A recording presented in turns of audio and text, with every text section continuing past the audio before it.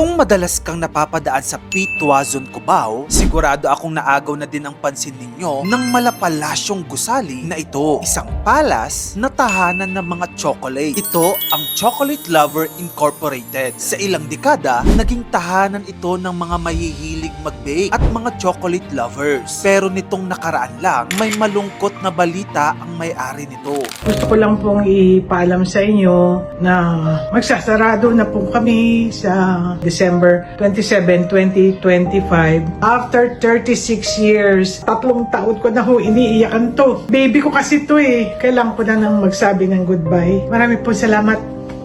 Yung nagsalita nga pala sa video ay si Annie Carmona Lim, o mas kilala bilang Chef Annie, ang founder ng Chocolate Lover Incorporated. Siya din ang tinaguriang Chocolate Queen. At alam mo ba, yung naging buhay niya sobrang inspiring. Noong 1988, isang mabigat na pagsubok ang dumating sa buhay niya. Na-diagnose si Chef Annie ng cancer. Pero imbis na sumuko, pinili niyang lumaban. Habang nagpapagaling sa cancer, tuloy pa rin ang takbo ng negosyo. Pagkatapos niyang gumaling, napagtanto niya ang isang bagay. Sobrang dami na ng bake shop, pero halos wala pa rin nagbebenta ng baking supplies. At doon siya nagkaroon ng light bulb moment. What if magbenta siya ng mga baking supplies? Kaya naman noong 1989, sinimula ni Chef Annie ang Chocolate Lover Baking and Confectionery Supplies sa isang maliit na apartment sa Cubao. Nagbebenta siya ng baking supplies na ini-import pa mula Amerika. Isang bagay na sobrang bihira noon. Sa panahong iyon, halos wala pang tindahan para sa home bakers at maliit na dessert entrepreneurs. Kaya't naging pioneer ang Chocolate Lover sa ganitong klase ng negosyo. At alam mo ba ang ginawa niya para i-promote ang tindahan? Nagbayad si Chef Annie sa Manila Bulletin para i-advertise ang kanyang store. Hindi niya inaasahan ang magiging resulta. Bigla-bigla dumami ang mga customers. Hanggang sa umabot sa puntong pinipilahan na sila sa labas ng apartment. Doon naisip ni Chef Annie, hindi na sapat ang maliit na tindahan. Kailangan ng mas malaki. Kailangan mas kakaiba. Dito nagsimula ang fairy tale moment ng Chocolate Lover. Nagpasya si Chef Annie na magtayo hindi lang ng malaking tindahan, kundi ng isang palasyo. Itinayo ang tinaguriang Chocolate Castle sa kanto ng Pitwazon doon sa Cubao, Quezon City. Ang lupang pinagtayuan nito ay minana niya mula sa kanyang mga magulang. Pero malaking pera ang kailangan niya para sa pagpapatayo mismo ng gusali. At may maswerteng nangyari kay Chef Annie. Isang araw, ang isa sa mga naging customer nila ay ang manager mismo ng land bank na nagulat sa haba ng pila sa labas ng apartment store. Sabi ng manager ng land bank kay Chef Annie, alam mo kung ako sa'yo, mangutang ka sa bangko. Ayon sa kanya may isang kondisyon, kailangang maging korporasyon ang negosyo. Kaya noong 1994, opisyal na isinilang ang Chocolate Lover Incorporated. Malaking sugal ito, malaki ang utang, walang kasiguraduhan. Pero naniwala si Chef Annie sa produkto, sa timing at sa kanyang pangarap. Sa mga sumunod na dekada, naging matagumpay ang Chocolate Lover. Cut to 2025, sa kasamaang palad, matatapos na ang mala fairy tale na kwento. Kinumpirma ni Chef Annie ang pagsasara ng kanyang store. Gusto ko lang pong ipaalam sa inyo, magsasarado na po kami. Ang dahilan po kasi, ayaw na rin po kasing manahin ng mga anak ko. Okay na po kami sa ibang bansa. Dagdag pa nito, matanda na rin daw siya. Nahihirapan na siya sa biyahe at pang-araw-araw na operasyon. Mas gusto na raw niyang magpahinga at mag-alaga ng mga apo.